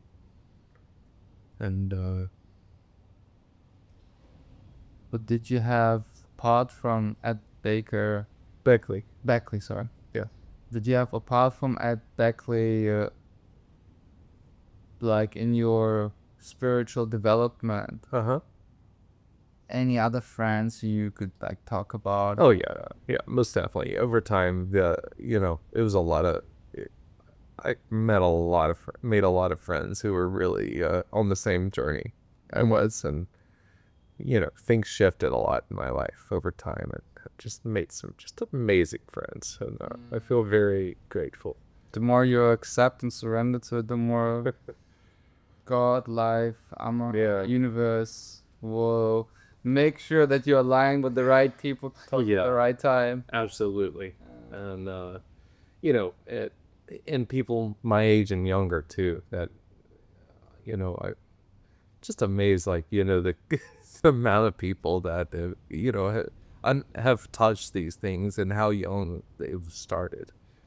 And I kind of felt like I was this rare bird for a while. Like, oh yeah, this happened to me, and most people don't recognize this until they're like in their 50s and 60s. And for a while, I was going to meditation groups with people in their 50s and 60s, and because I didn't have that younger group. And over time, more people who were more in my peer group showed up, and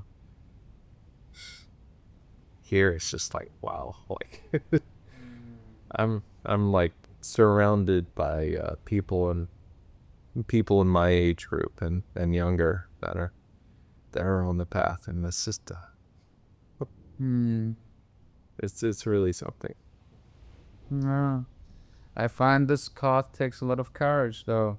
Oh, it takes courage to let go of your old conditioning. No kidding. And also to open up the possibility that you maybe don't know. Yeah. that you haven't figured out life by now, Right. that you're still searching. And I find it so humbling and also so beautiful to see people here in a very old age, like Yeah. where it's like statistically speaking, not that many years left, Yeah.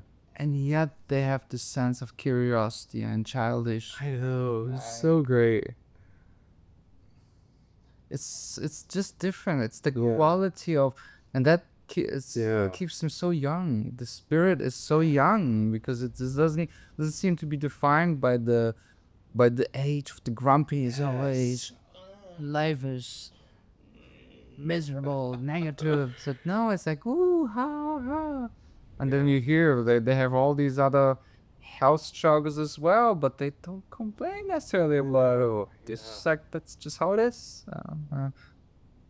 I'm clearing a lot of karma, and then I will go. Yeah. I'm just think a mutual friend audience doesn't know we're talking about Gunadita. She's just like 77. She's also Lies. yeah, she's like a butterfly. And she is also like going through her stuff. Yeah, she has her health things, but she's so bubbly and fun and dances and sings and Yeah, yeah, exactly.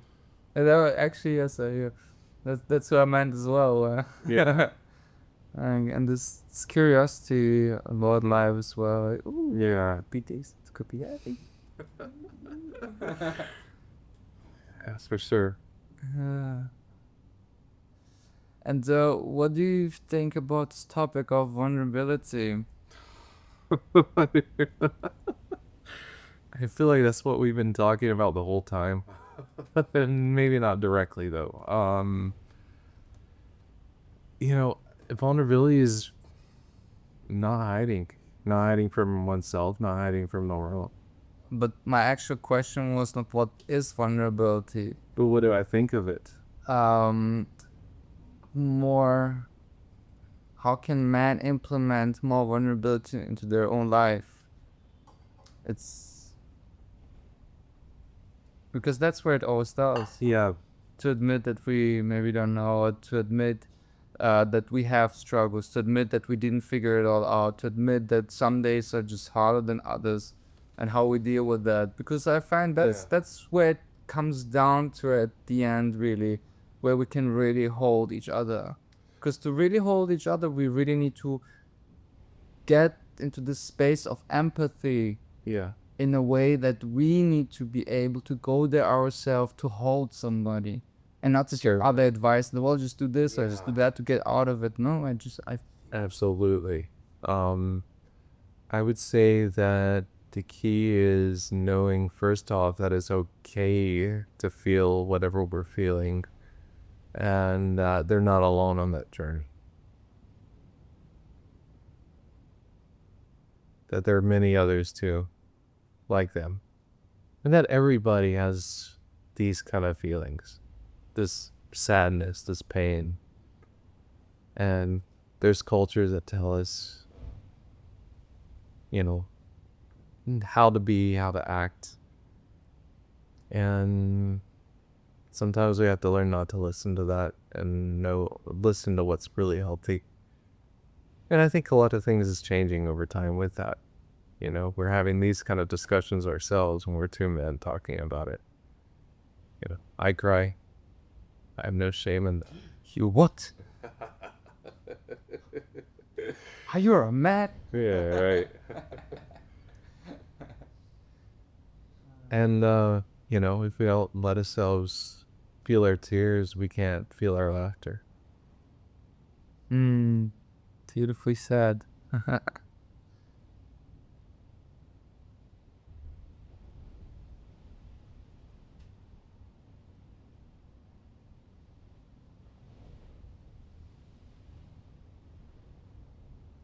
Any advice you wanna give to the younger generation? If not, what you have already said.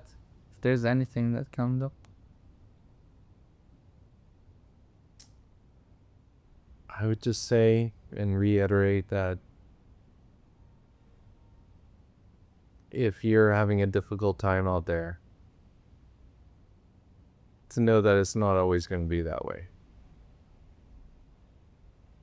And to know that there's a lot of support out there if you know where to go or who to ask.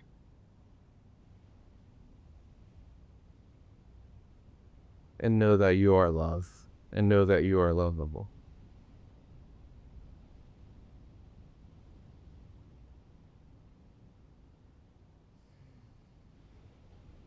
So much trouble.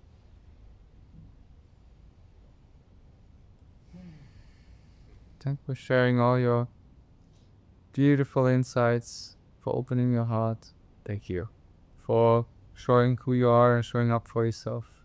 And thank you for this time to be able to interview me in this way. So would you like to end this podcast, not interviewed? I'm sorry. Would you like to end this this podcast with 3 ohms? Yes. And a bit of chanting. It was funny. I was thinking the very same thing. Beautiful.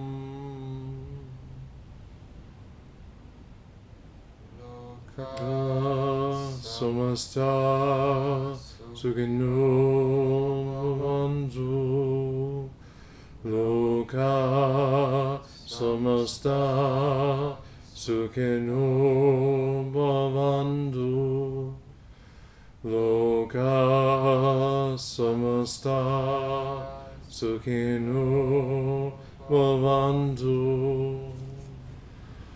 Om Shanti Shanti Shanti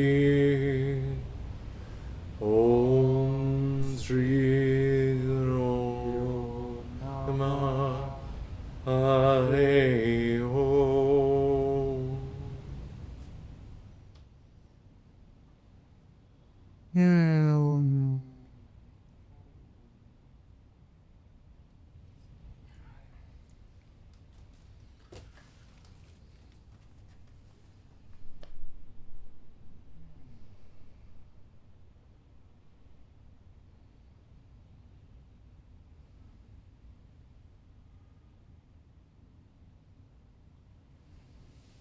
Thank you.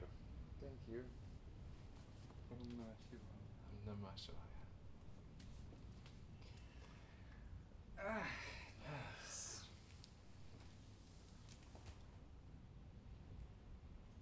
How do you feel? I feel good. I feel grateful for a chance to share this. I don't think I've ever sat down and kind of like shared the whole thing before. I talk about this in bits and pieces with people sometimes. I feel like they need to hear it. It's beautiful to be able to share this level. The story. Yeah. So I think that's what we're made for. We are made Yeah. for telling stories, and every individual has their story. Yeah. Life is a story. To be able to share that, like Yeah.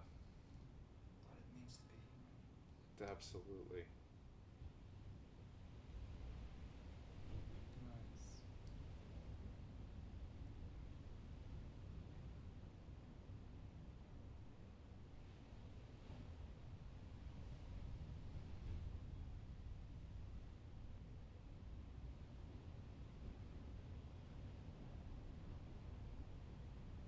One thing I actually want to ask you, Yeah. which I forgot to ask earlier. Sure. I noticed that you're really well in complimenting. Like when we were the other day at Vita's, and you were saying like you're such a beautiful man. You're just like complimenting him, like telling him how great he is. And I looked at that and like, wow, it's so beautiful that you're just so able to so openly just share and be like, you're beautiful. I love you. Wow, that's such a beautiful strength you have. Thank you. Yeah, just shows like how just open. So It's just what I feel. yeah, It's what's on my heart to share. not scared to express it. Yeah. Well, people need it. People need to hear it sometimes. Yeah. And then you also notice like how uncomfortable some people feel. Like, oh, you don't say me I'm beautiful. No, guilty. Because it goes against their programming, Yeah. Well, their conditioning. another man just told me I'm so beautiful. Yeah.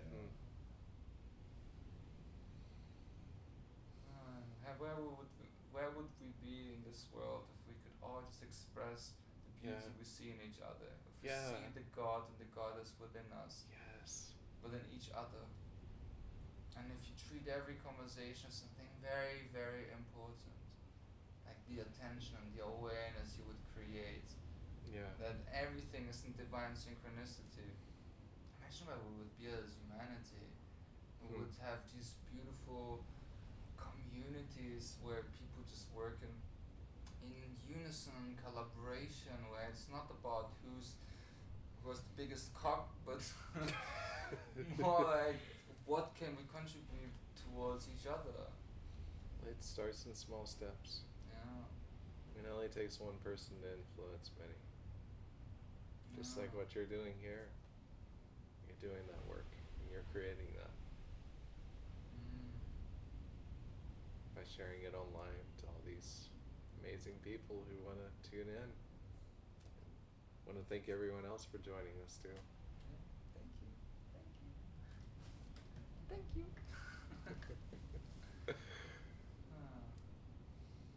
Yeah, I do believe that it is possible to live a life based on love and compassion, and that we are already in the change, you know. Yeah.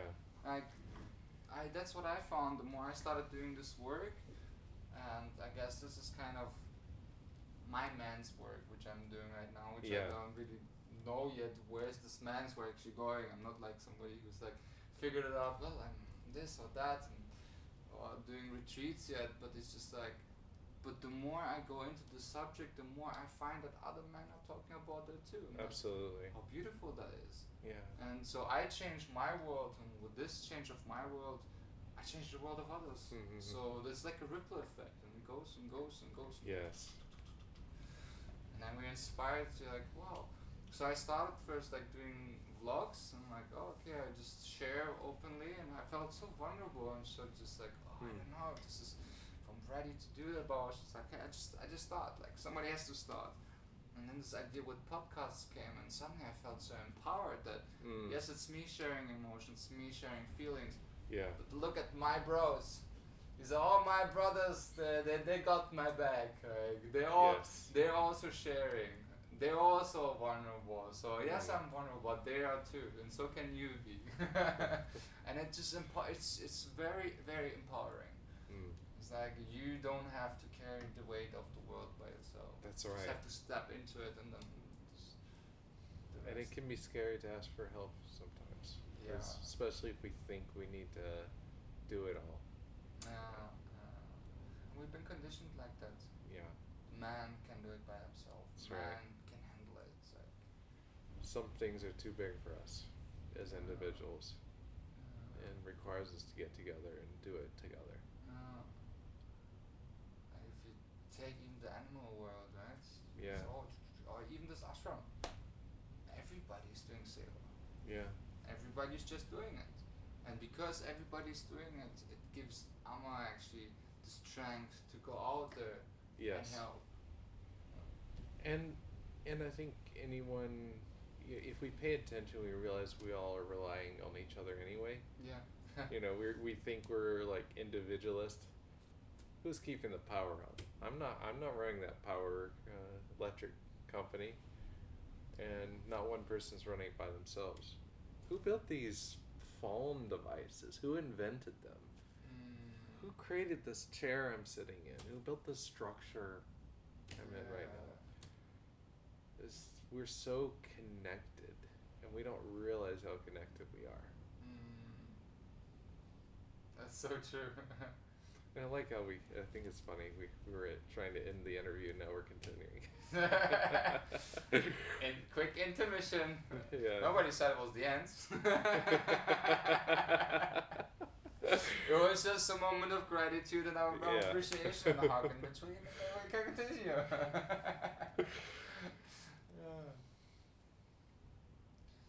Yeah. Man.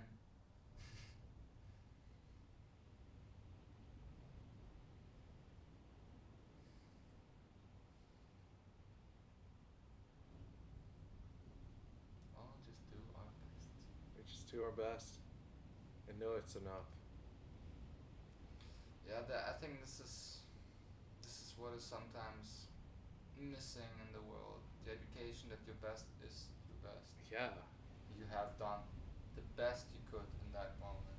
And we can always improve, but it's okay to be where we are now and not be an expert. Yeah. Because the more we actually put ourselves out there and make the effort, the better we get at what we're doing. If we just like, oh, I'm not good enough, so I'm not gonna try. Well, one's never gonna get better. But that's never gonna improve. Maybe the whole problem about the But never of experts. Well, it's never going. Well, yeah. I mean, the whole thing with experts. Because then you have this pressure on you. Yeah. You have to image to keep up. Well, I'm the expert. I'm not supposed to make a mistake. And I suppose I'm not using the word expert in that way. Expert is experienced. Yeah. Yeah. But that is expert. Experience. He even has the exp. Yeah. For experience. Experienced. But if you look, for But example, you don't become an expert by not having experiences and not making mistakes. Yeah. And being comfortable with mistakes. Yeah. Because a mistake is a learning experience. Yeah. But how often do you get told that in school? I know, of course. Make a mistake now, you're bad student. You do that. Mistakes are not allowed. I remember when I was a boxer, I was so terrified for a fight. Yeah. Not because I was so terrified of the fight. I was terrified to lose, because if I lose, then my score is like I have so many wins and so many losses. Right. And I didn't want to have more losses than I had wins. So this pressure, whereas if I would have been educated and like, oh, it's just like, just feel it. Sometimes you lose, sometimes that. That's if I right. wouldn't have that pressure, I would just go in there with more fun. I would just like, I just play. If I lose, Yeah. okay, it was better. But it would take away the pressure. And there's if one is wanting to pursue that path, one can say, okay, what could I have done better that time, and what can I learn from what I performed like? Yeah. I could have blocked that one time that I didn't block. Yeah. And yet, this is a very gentle process where, again, we're not going, oh, I should have done that. It's, oh, let's see what I could have done differently. Yeah. Let me just kind of note that down and see and learn from it and see what I can do next time. And if I repeat the same thing again, that's okay too. Sometimes change is a process, and it's not like a light switch overnight. I'm like, oh yeah, I'll do this way. Yeah. Sometimes we have to unlearn habits. And we've been talking about habits the whole time. Yeah, exactly. And the thing with experts is this also, when you look at politicians, for example, Mm-hmm. they knew they said something wrong. They knew they fucked up there, right? Yeah. But they would keep talking around just to not admit, yes, oh yeah, maybe I said something wrong. Maybe I was, and that's, I don't know, for me it seems a little like a very masculine trait of like not admitting weakness, like Certainly. Yeah. I think sometimes there's a lot of different trains of thought on that. I think it's really authentic when someone's willing to say, "Yeah, I was wrong there," Yeah. and that's okay to admit fault. Yeah. It's not the end of the world, y'all. Who are listening, and because admitting fault is also admitting one to himself, and admitting fault is also admitting that one sees that they can do better. If one doesn't admit fault, it's kind of like saying to the world, "This is my best, guys." Sure. There's this joke in Russian. So there's this racehorse track, Yeah. and then this man is like, okay, I want to go to the horses and see which horse the best one, which one the bad one. He walks through the stalls and he sees one horse, like a very old, shabby horse with no teeth. And he's like, bet on me, bet on me. He's like, what? A talking horse? Can you talk? Yes, I can talk. Bet on me. He's like, what? But you're old, you're never gonna win, but a talking horse? What? Okay. I mean, this is a miracle. And so he bets all his money on this horse. And then all the horses stand on the racetrack and poof, all the horses run. This old one runs till the end and obviously lost. And the man, really angry, goes to the horse like, what the hell? You told me bet on you and you just lost. Like, well, I tried. My best.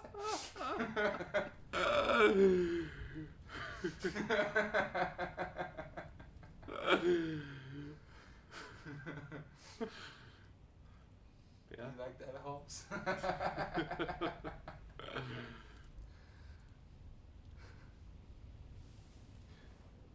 Probably wouldn't put my life savings on the horse, but I'd give him a shot. Yeah. Exactly.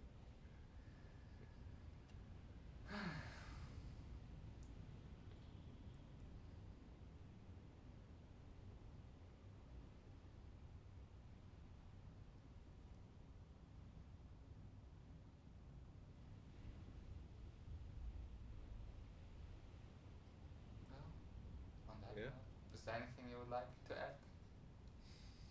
Live long and prosper. Peace out. Yeah, and peace out. And thank you everyone for tuning in. Thank you. Don't forget to like and to subscribe. And leave a comment in the chat if you have anything you would like to say, and I will tune into the chat, and if there's anything you want to any questions you have about anything I said, I'll be happy to discuss it with you in the chat.